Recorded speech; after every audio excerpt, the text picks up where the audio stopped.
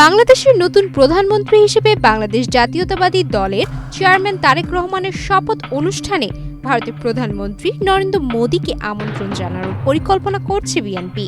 দলটির একাধিক সূত্রের বরাত দিয়ে শনিবার ভারতীয় সংবাদ মাধ্যম ইন্ডিয়া টুডের এক প্রতিবেদনে এই তথ্য জানানো হয়েছে। প্রতিবেদনে বলা হয়েছে, প্রতিবেশী দুই দেশের গুরুত্বপূর্ণ কূটনৈতিক তৎপরতার প্রেক্ষাপটে ঢাকায় আয়োজিত হতে যাওয়া শপথ গ্রহণ অনুষ্ঠানকে আঞ্চলিক কূটনৈতিক সংযোগের একটি মঞ্চ হিসেবে ব্যবহার করতে চায় বিএনপি। দলটির শীর্ষ নেতারা দক্ষিণ এশিয়ার বিভিন্ন দেশের রাষ্ট্র ও সরকার প্রধানদের আমন্ত্রণ জানানোর বিষয়টি বিবেচনা করছেন। ভবিষ্যৎ হোক নিরাপদ, বিনিয়োগ হোক বিশ্বস্ত, আর আমার পছন্দ সল্ট বে। ওয়েলকাম টু সল্ট বে। সম্ভাব্য আমন্ত্রিত অতিথিদের তালিকায় ভারতের প্রধানমন্ত্রী নরেন্দ্র মোদীর নাম অগ্রাধিকার ভিত্তিতে রাখা হতে পারে বলে সূত্রগুলো জানিয়েছে।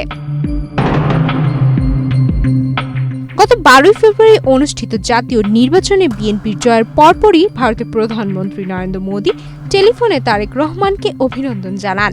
পরে সামাজিক যোগাযোগ মাধ্যমে এক্সে দেওয়া এক পোস্টে মোদী জানান, তিনি তারেক রহমানের সঙ্গে কথা বলেছেন এবং নির্বাচনে অসাধারণ জয়ের জন্য তাকে শুভেচ্ছা জানিয়েছেন। এক্সে দেওয়া বার্তায় মোদী আরও বলেন, গভীর ঐতিহাসিক ও সংস্কৃতির বন্ধনে আবদ্ধ দুই ঘনিষ্ঠ প্রতিবেশী দেশ হিসেবে ভারত বাংলাদেশে শান্তি, উন্নয়ন ও সমৃদ্ধির প্রতি তার দেশের অব্যাহত প্রতিশ্রুতি পূর্ণ ব্যক্ত করেছে। এই বার্তাকে দুই দেশের ভবিষ্যৎ সম্পর্কের ইতিবাচক ইঙ্গিত হিসেবে দেখছেন কূটনৈতিক বিশ্লেষকেরা। সূত্রগুলোর দাবি, শপথ গ্রহণ অনুষ্ঠানকে কেন্দ্র করে ঢাকায় বড় পরিসরে প্রস্তুতি নেওয়া হচ্ছে।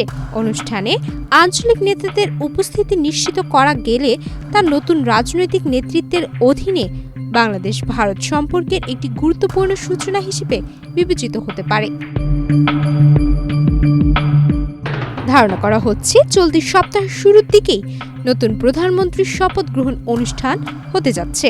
আমন্ত্রণ পাঠানো ও তা গ্রহণের বিষয়টি নির্ভর করবে দুই দেশের কূটনৈতিক যোগাযোগের উপর।